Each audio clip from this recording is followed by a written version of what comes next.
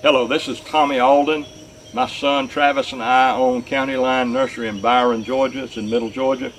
And ACS has asked that I show how we root camellias, or how a consumer can root camellias. We do thousands and thousands of camellias every year. And our system is a little more complicated than what I'm going to show you, but you as a consumer can root camellias. It's the middle of June, and we typically start rooting camellias from mid-June on up until October. The key is getting proper wood. These are a variety called seafoam, and what you're looking for is this portion here is last year's growth, and the brownish red looking part is this season's spring's growth that is hardened off.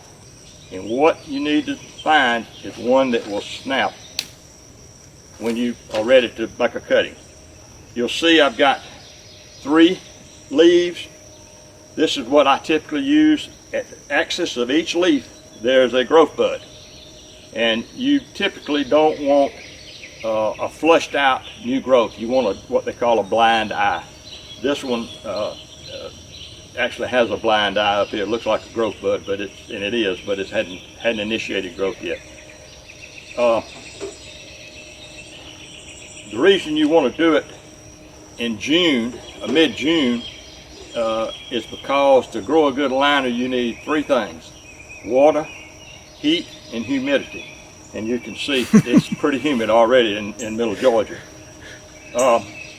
This is what we typically do. We leave a cutting where the leaf is about 3/4 of an inch from the bottom of the stem. We take a sharp knife, if you zoom in on this or not, and make 2 scrapes on either side of the stem. That's where the callousing will initiate, and the roots will grow from that point. I like to come in and cut the leaves in half, and there's 2 reasons for that. First reason, it's less room for the leaf to transpire the moisture out of the leaf itself, and the other, it makes it easy with what I'm going to show you in just a minute. There are several hormones you can use. Rutone is one we use a good bit. Hormone is another one. There's Dip and Grow, several different ones. But what I have found is most sasanquas and japonicas are fairly easy to root. You need to take it where your score is, dip it in the hormone, white powder you'll see, and here's the key: stick it straight up and down, but only to that first leaf, about no more than 1/2 to 3/4 inch deep. If you stick it too deep, it will not root. Now, you can do, what I've got right here is just typical potting soil in one container. You can do multiple liners on a container, and we typically do it in individual cups, but for purpose of a homeowner, you can do 2 or 3 in one area.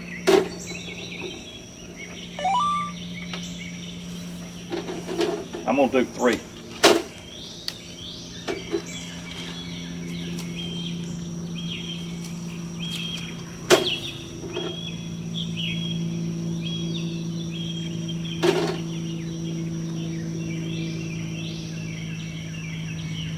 Got to be careful not to bump the other cutting with you.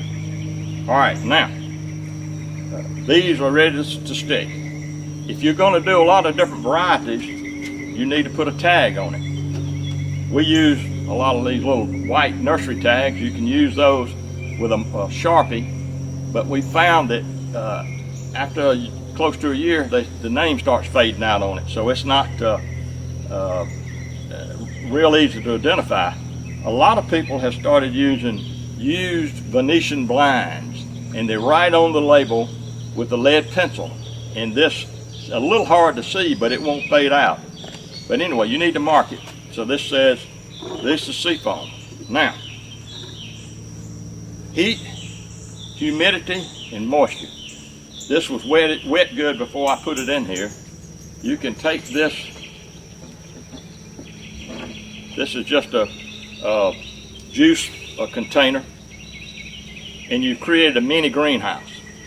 And with the moisture that's in here, it will rise up in this jug. And as long as you see moisture in there, you're in pretty good shape. You need to try to seed it pretty good down in the soil. Now, where do you put it? It needs to be in shade, preferably maybe at your house, on the north side of your house, close to a water spigot where you can take a hose and mist the thing. You've got to keep it wet. Not saturated, just wet. Maybe every other day for a while, and later on you can back off a little bit. But as long as you see humidity inside the container, you know it's adequate. If it looks like it's getting too wet or it starts initiating growth, you can open it up. And by using a clear container, you can see there's a number of different things you can use. An opaque one is really good because it keeps out any sunlight, but you can't see in it. I like to be able to see what's going on. So that's the reason why I've left the labels on. The labels are left on, it will knock the sun off, and it serves as a shade protector, but yet you can still see what's going on. But like I say, any number of containers will work. You need to put it down carefully, but don't tilt it or anything or shake it, because you don't want to make it loose around that cutting. Soil has got to be packed around that cutting good. Now, it's not like sticking a begonia in a glass of water and putting it on your windowsill where it roots in 3 or 4 days. It takes several months for camellias to root. Generally, we put them in the summertime in our mist beds, and we don't worry about them too much until the spring. You'll see them, some of them will initiate growth and flesh out new growth. Others will sit there a little bit longer and won't grow until it's summertime. So we just wait until spring. We see them fleshing out, and we go in and grade them out and pot them up. If you want to know where you are, you can go and tug on it a little bit after about 3 months. And if it's got a little tug to it, that means it's initiating roots. But what you would do is break it loose and pot them up when they've got roots out 2 or 3 inches. But like I said, almost all japonicas and sasanquas root fairly easily. It just takes some time. So that's the tips for today. Thanks.